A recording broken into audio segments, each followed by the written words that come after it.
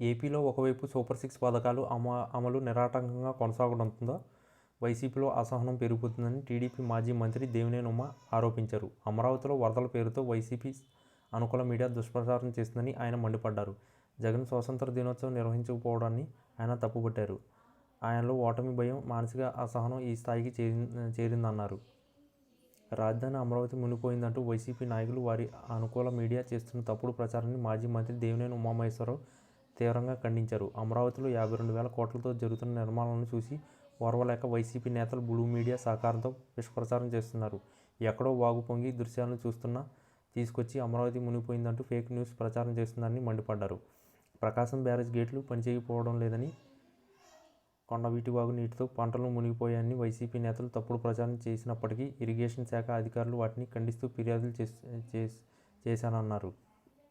జగన్మోహన్ రెడ్డి నిజంగా ధైర్యం ఉంటే అమరావతి వచ్చి సచివాలయం, అసెంబ్లీ, హైకోర్టు, ఎస్ఆర్ఏ, యూనివర్సిటీ చూసి వెళ్లాలని దేవినేని ఉమ ఆహ్వానం పలికారు. అక్కడ నిర్మాణాలు ఎలా జరుగుతున్నాయో స్వయంగా పర్యవేక్షించి తెలుసుకోవాలన్నారు. కానీ తాడేపల్లి ప్యాలెస్లో కూర్చుని లేదా బెంగళూరు ప్యాలెస్లో సత్కారాలు చేసుకుంటూ ప్రజలను మభ్యపెట్టడం తప్ప వేరే పని చేయడం లేదన్నారు. చంద్రబాబు సర్కారు ప్రారంభించిన సూపర్ సిక్స్ పథకాలు రాష్ట్ర వ్యాప్తంగా విజయవంతమయ్యాయని, రైతులు, మహిళలు, పింఛన్దారులు, అందరూ లబ్ధి పొందుతున్నారని ఉమా తెలిపారు. అన్నదాత సుఖీభవ, తల్లికి వందనం, శ్రీశక్తి గ్యాస్ సిలిండర్లు, విద్యా పథకాలు ఇవన్నీ ప్రజల్లో విశేష ఆదరణ పొందుతున్నాయని, మహిళలు సోషల్ మీడియాలో తమ ఖాతాలో డబ్బులు పడుతున్న వీడియోలు పంచుకుంటుంటే జగన్ తట్టుకోలేక అసహనంతో ఫేక్ ప్రచారాలు చేస్తున్నారని ఉమా విమర్శించారు.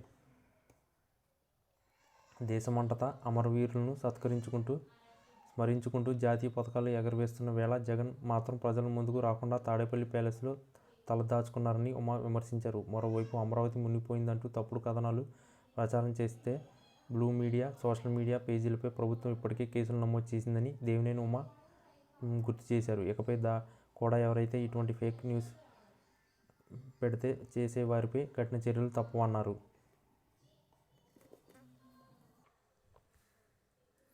ఢిల్లీ కేంద్రంగా ఏపీలో కీలక రాజకీయ సమీకరణాలు చోటు చేసుకుంటున్నాయి. ఉపరాష్ట్రపతి ఎన్నికల వేళ బీజేపీ నాయకత్వం వ్యూహాత్మకంగా వ్యవహరిస్తుంది. ఇప్పటికే మహారాష్ట్ర గవర్నర్గా ఉన్న రాధాకృష్ణన్ను తమ కూటమి అభ్యర్థిగా ఖరారు చేసింది. ఈ ఎన్నికల్లో ఇండియా కూటమి తమ అభ్యర్థి పోటీని దింపేందుకు కసరత్తు చేసింది. ఈ సమయంలోనే మాజీ సీఎం జగన్కు కేంద్ర మంత్రి రాజ్నాథ్ సింగ్ ఫోన్ చేశారు. ఎన్నికల ఏకగ్రీవం కోసం మద్దతు కోరారు. మరి జగన్ ఏం స్పందించారు? ఇప్పుడు ఈ పరిణామం రాజకీయంగా కీలకంగా మారుతుంది.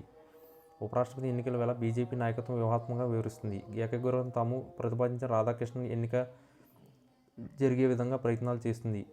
ఇందులో భాగంగా ఏపీలో వైసీపీ మద్దతు కోరింది. ఇతర పార్టీలతో సంప్రదింపులు భద్రత ప్రధాని మోడీ సీనియర్ మంత్రి రాజ్నాథ్ సింగ్కు అప్పగించారు. అందులో భాగంగా వైసీపీ అధినేత మాజీ సీఎం జగన్కు రాజ్నాథ్ సింగ్ ఫోన్ చేశారు. ఉపరాష్ట్రపతి ఎన్నికల్లో తమ అభ్యర్థి గురించి వివరించారు. ఏకగ్రీవం అయ్యేలా మద్దతు ఇవ్వాలని కోరారు. దీనిపైన జగన్ పార్టీలో చర్చించి నిర్ణయం చెబుతానని చెప్పినట్లు తెలుస్తుంది.